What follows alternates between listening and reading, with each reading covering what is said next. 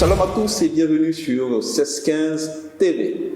Vous êtes à votre émission La vie en Christ. La vie en Christ est une émission coproduite par Média 1615 et le ministère Génération pour Christ, dont le prophète Alain Bamba est le leader. Et le prophète Alain Bamba est notre invité d'aujourd'hui. Shalom, homme de Dieu. Nous sommes encore une fois très heureux d'être avec vous parce qu'avec vous, nous recevons beaucoup d'enseignements. Nous allons vous laisser suivre un extrait d'un excellent message que l'homme de Dieu a donné, toujours sur nos canaux, une émission qui s'intitule Dans sa parole. Ce message était basé sur le salut. Il nous a dit que le salut est donné pour tous. On va suivre un extrait et nous revenons sur le plateau pour le décryptage. Dieu recherche qui va envoyer les gens à la repentance. Donc, il nous dit, Dieu, sans tenir compte du temps d'ignorance, annonce ces derniers temps à tous de l'accepter. Car le lendemain ne nous appartient pas. Tu ne sais pas de quoi sera fait le lendemain. Dieu t'annonce de l'accepter. Car à tout moment, tu peux le rejoindre. La repentance, c'est de revenir à Dieu. La repentance, c'est de reconnaître ton iniquité et dire, je cesse de pécher. Je cesse de vivre dans cette mauvaise voie. Voilà la repentance. La repentance, ce n'est pas que Dieu ne sache pas que l'homme a été créé pour le péché. L'homme est pécheur par naissance. Mais Dieu veut que l'homme prenne conscience pour revenir à lui. Et si tu reviens à Dieu, tu seras sauvé. Sors du vol, sors des jeux de hasard, mais sors du broutage, mais sors du fétichisme. Oui, toi qui es en train de courir, de te soucier des choses de ce monde, Amos 4 nous dit, prépare-toi à la rencontre de ton Dieu. C'est un message sur la valeur du salut, le salut qui est donné à tous. Aujourd'hui, avec vous, serviteurs de Dieu, nous allons essayer de décrypter ce message tout en nous orientant aussi l'entretien sur l'aspect de la délivrance. Qu'est-ce qui a suscité en fait ce message, le salut qui est donné pour tous? Il faut dire que ce jour, vraiment, c'est un jour béni de Dieu. Amen. Parce que parler du salut, c'est ce qui est le plus important. La description de l'enfer est faite. Ça fait peur. Pour ceux qui sont allés et qui sont revenus, qui ont donné des témoignages, ça fait peur. C'est pourquoi le salut est important. Voilà. Qu'est-ce que c'est le salut, selon vous? Le salut, c'est le fait d'être sauvé. Ok. Quelqu'un qui était en danger et qui aujourd'hui se retrouve dans une situation où il est libre.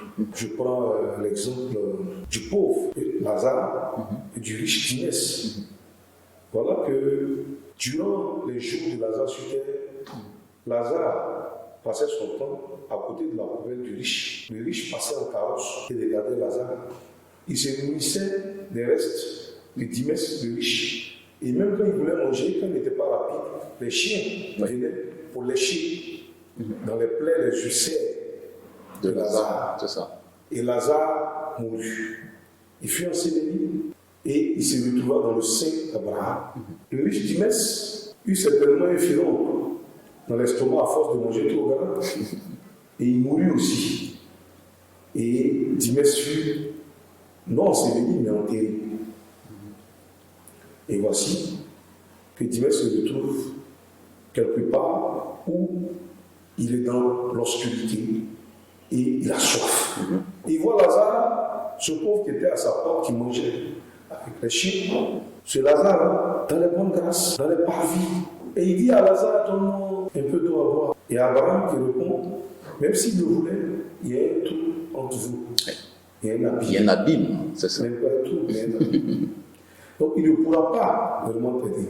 C'est une image du salut qu'il y a. Donc le salut, c'est le fait d'être sauvé. Lazare sauvé, il est allé dans les bonnes grâces, dans le sein d'Abraham. Alors, nous aussi, qui voulons être sauvés, nous devons accepter Jésus pour pouvoir avoir le salut. Ok. Donc le salut, c'est le fait d'être sauvé. C'est le fait d'être sauvé. Ok. Donc, en tout cas, c'est vraiment bien dit. Et il y a une autre notion aussi que nous aimerions que vous définissiez, c'est le concept ou la notion de délivrance dans l'Église de nos jours. Quand on parle de délivrance, qu'est-ce qu'on doit entendre par la délivrance, en fait, selon vous? La première délivrance a lieu le jour où nous acceptons le Seigneur. Le jour où vous avez dit, oui, j'accepte Jésus comme mon Seigneur et mon Sauveur, déjà, Dieu vous enlève dans un camp, vous envoie dans l'autre. Ok.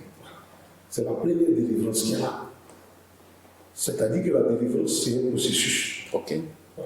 Le salut, il est instantané, mais la délivrance est un processus. D'accord. Le salut s'acquiert. La délivrance s'obtient de jour en jour. Donc, voilà un peu. La délivrance est un processus. Vous venez d'abord à Jésus, vous êtes délivré. Maintenant, votre cul d'âme nous emmène à savoir qu'est-ce que vous traînez. D'accord. Voilà. Qu'est-ce que vous traînez. Et c'est pour vous départir de ce que vous traînez qu'on parle de délivrance. De délivrance. D'accord. Donc quelqu'un peut être sauvé. Vous avez dit que le salut c'est instantané. Oui. Et peut avoir besoin d'une délivrance. Voilà, la délivrance, c'est un processus. Ok. Voilà. D'accord. La délivrance, c'est un processus. Le salut est instantané en ce sens que quoi? Voilà le brigand à la croix. Jésus est sur la croix. Voilà un autre brigand, voilà un autre brigand. Et l'autre brigand lui dit, si tu es vraiment le Fils de Dieu, sauve-toi d'abord. C'est ça. Et sauve-nous. L'autre dit, lui, il n'a rien fait. Il ne mérite même pas d'être là. Et tu le sais. Si c'était un brigand, nous, les brigands du quartier, On se connaît. il n'est pas un des nôtres. On partait même manger ses pains qu'il multipliait. Ne dis pas des choses comme ça. Seigneur, si aujourd'hui tu vas au ciel, emmène-moi avec toi. C'est ça. On dit à l'instant, Ouais. le brigand fut pardonné. À l'instant, il fut sauvé. Ok. Vous voyez que le salut était instantané dans ce cas. C'est ça.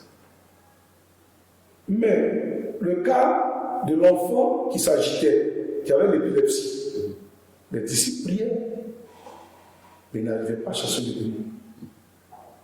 Et Christ vient, il prie, et le démon s'en va.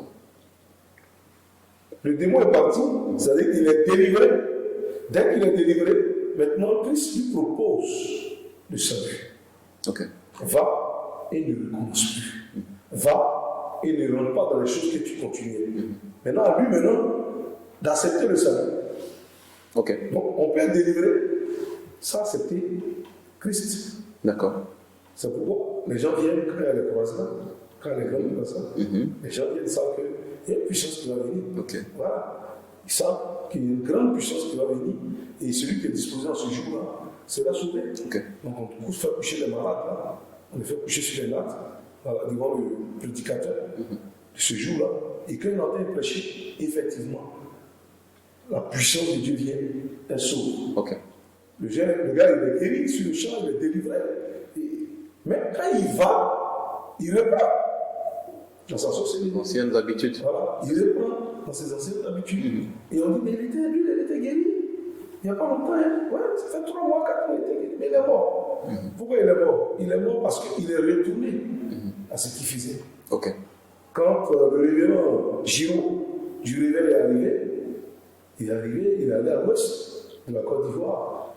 Il y a eu beaucoup de miracles. Mais les gens remarquaient que quand il s'en va, après les gens meurent. Les gens mouraient parce que les gens retournaient. Ils étaient délivrés, mais ils n'étaient pas sauvés. Ok. S'ils étaient sauvés, ils allaient demeurer dans la parole de Dieu et ils ne seraient pas morts. D'accord.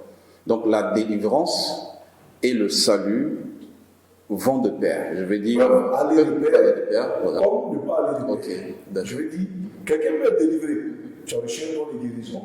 Quelqu'un est malade, un musulman, tu viens, tu pries pour lui, C'est ça. il est guéri. Ok. Mais il n'a jamais accepté Christ. Ok.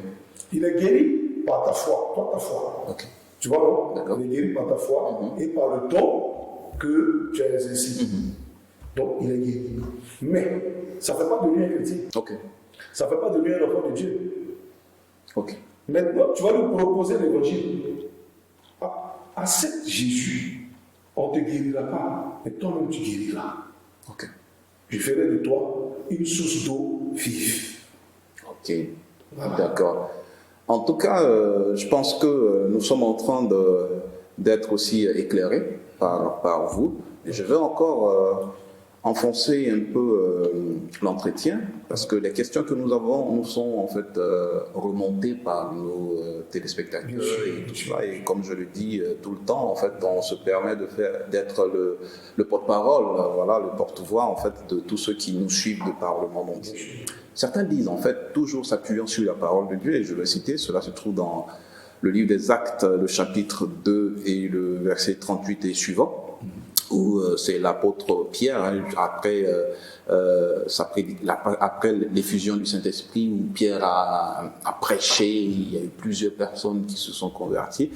La Bible dit, Pierre leur dit, au verset 38 du chapitre 2, Pierre leur dit, « Repentez-vous et que chacun de vous soit baptisé au nom de Jésus-Christ pour le pardon de vos péchés et vous recevrez le don du Saint-Esprit. » S'appuyant sur ces différentes déclarations de l'apôtre Pierre, certaines personnes également disent que le salut n'a pas forcément besoin d'un processus de délivrance. C'est-à-dire que je suis sauvé à l'instant où j'entends la parole et que je décide d'abandonner mes anciennes habitudes, je suis sauvé et je suis sauvé.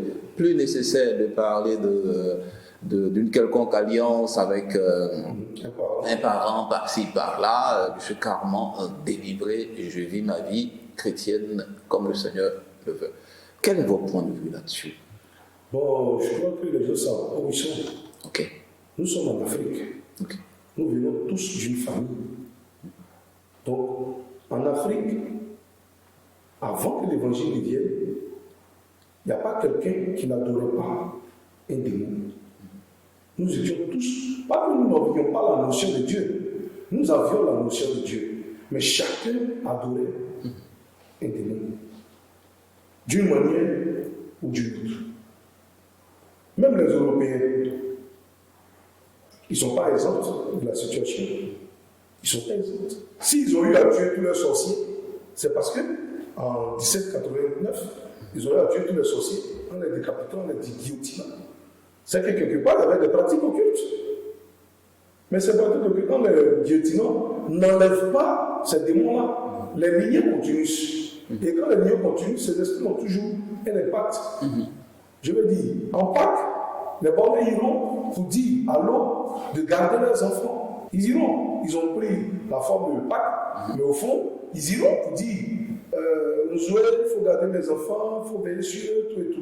Ils iront pour dire ça. Quand ils le disent, est-ce que c'est les enfants qui ont signé le pacte avec l'eau? J'ai dit non.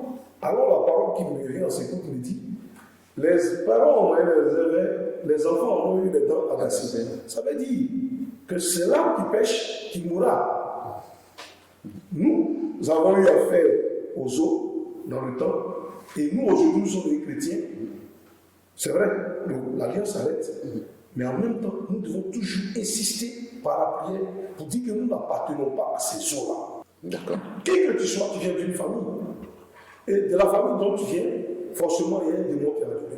Si ce n'est pas à ce degré-là, on peut prendre 5, 6 générations, ou même 10 générations, il y a un qui a donné. Mais le lien des sangs n'est pas fini. Celui des sangs a réagi jusqu'en Jamaïque, figurez-vous. Ouais. Ok. Ça réagit jusqu'en Jamaïque. Qui est Bob Marley? Qui est sa grand-mère? La grand-mère de Bob Marley était un combien? Bob Marley lui-même était un combien? Il a chanté même une chanson pour illustrer ça. Les gens n'ont pas compris. Il y a des choses qui se passent dans le spirituel qui ne peuvent exprimer. Est-ce qu'on se comprend? Ok. Voilà. Donc, le lien de sang était tellement fort. Regardez, la dame qui est couchée sous un arbre en Jamaïque, qui ne connaît pas l'Ashanti, commence à parler en Ashanti.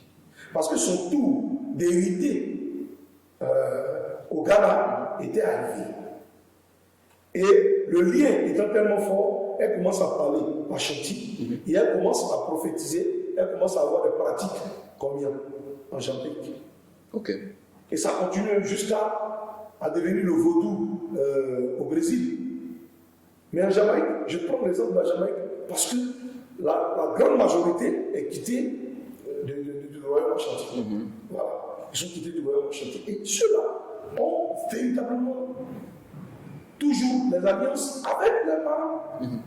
Donc, quelqu'un qui devient chrétien, est-ce qu'il s'est départi vraiment de cela? Je peux dire 400 ans après, cette femme-là est héritière du trône, pas Ashanti, mais de la prophétie au niveau du royaume Ashanti.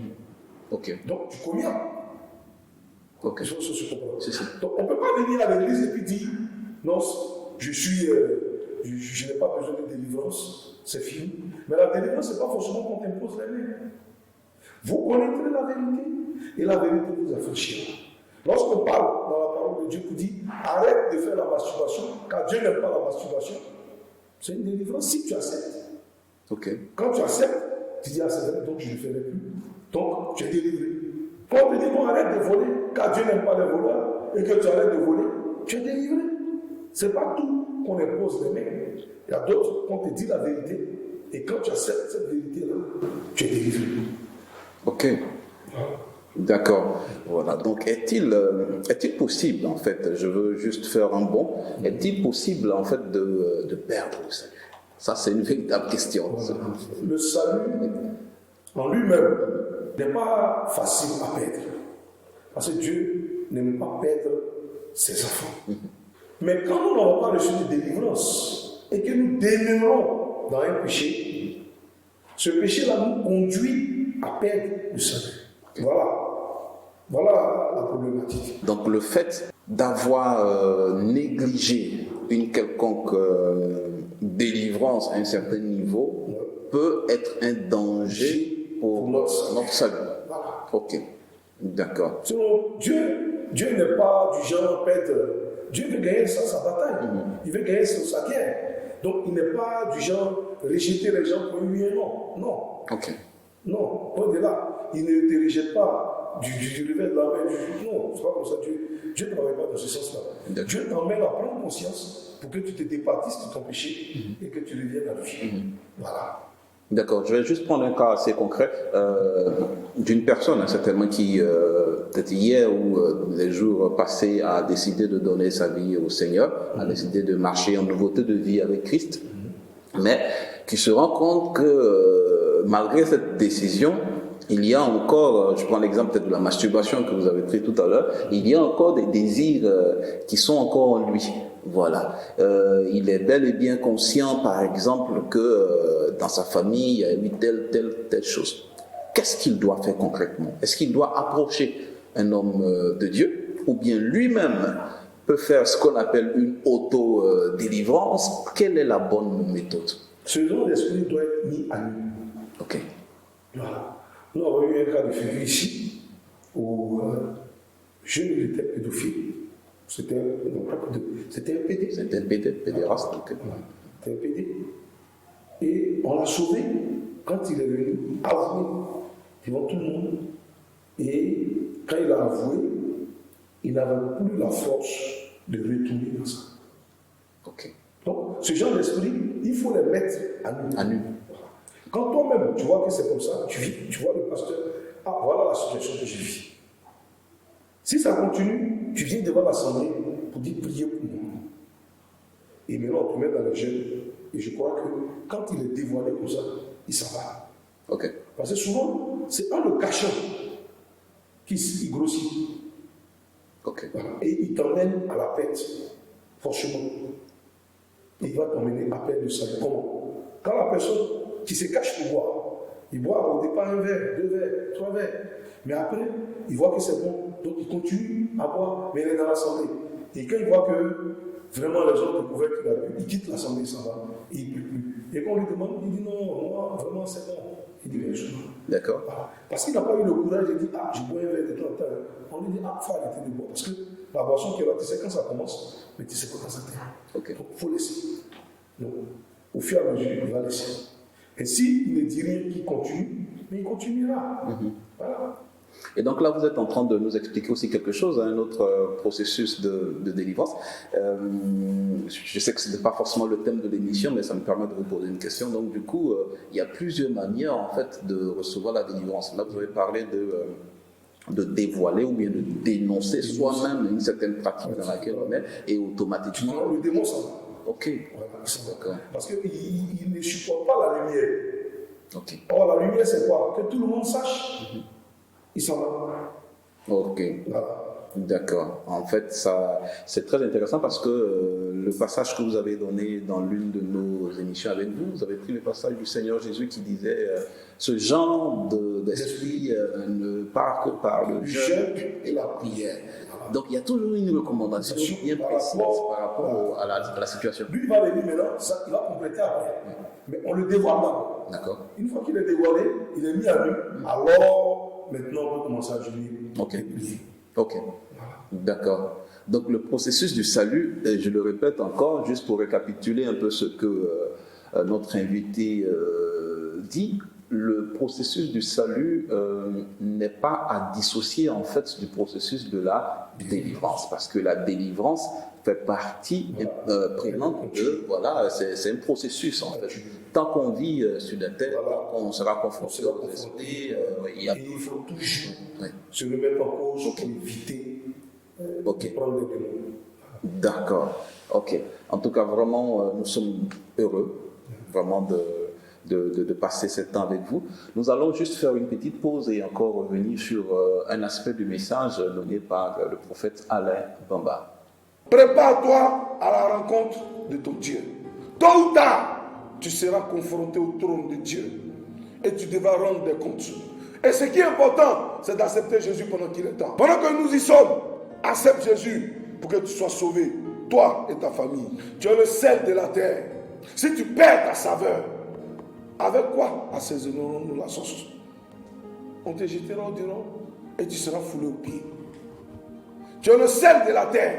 Sois utile dans la sauce. Sois utile dans l'évangélisation que nous sommes en train de faire. Sois utile dans ce que Dieu est en train de rassembler son peuple en vue de les envoyer au paradis. Il ne veut pas qu'un seul soit perdu.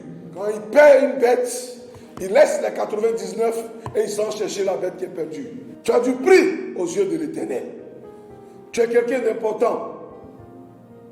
Change ta stratégie. Revois ta conversion. Reste fidèle à la parole de Dieu.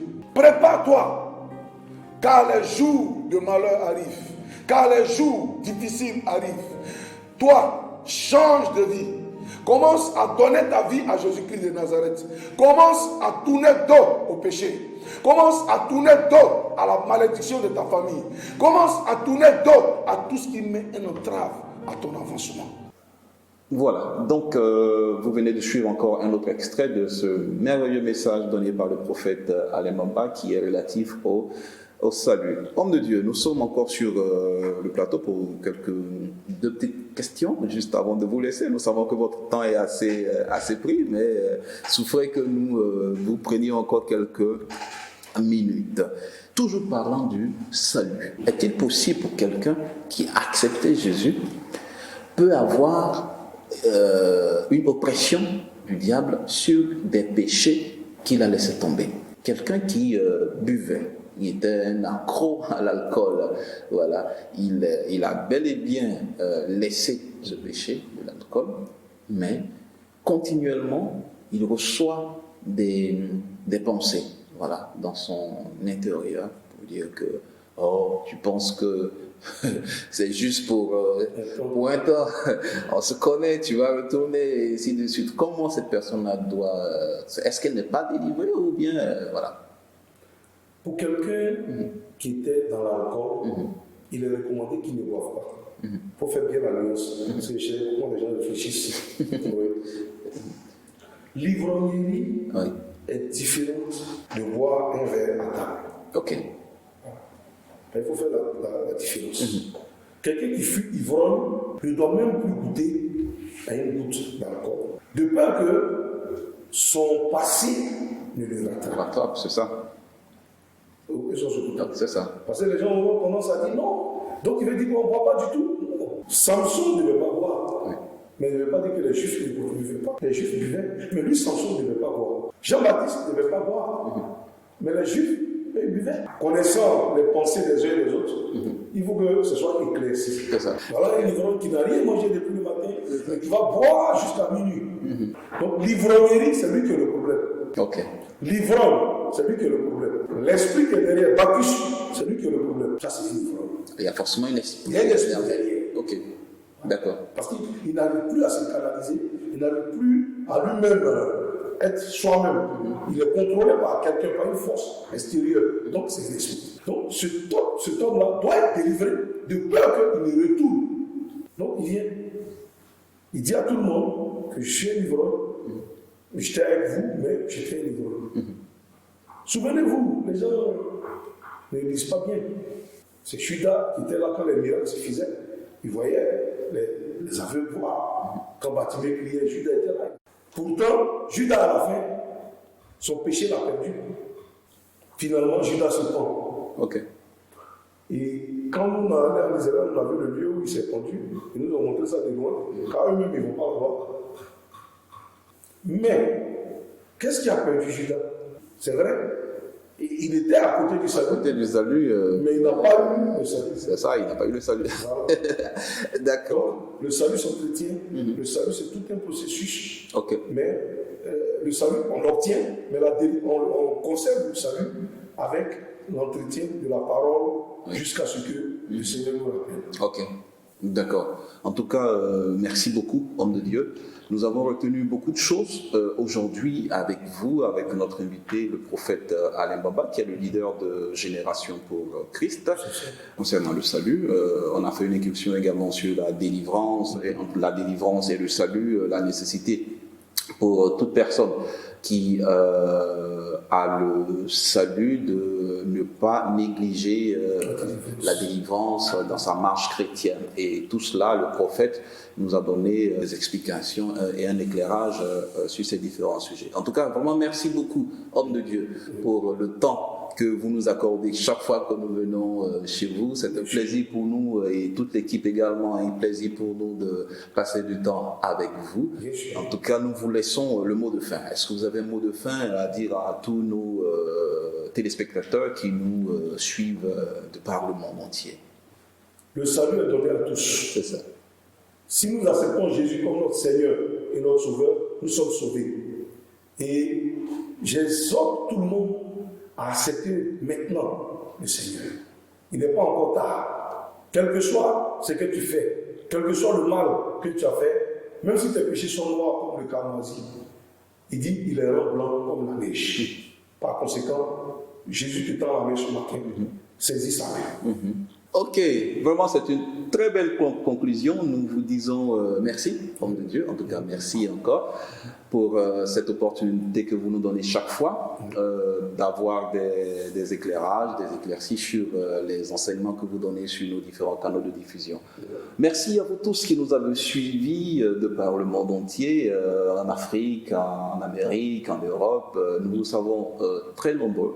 Merci de toujours être fidèle aux émissions de 1615 TV.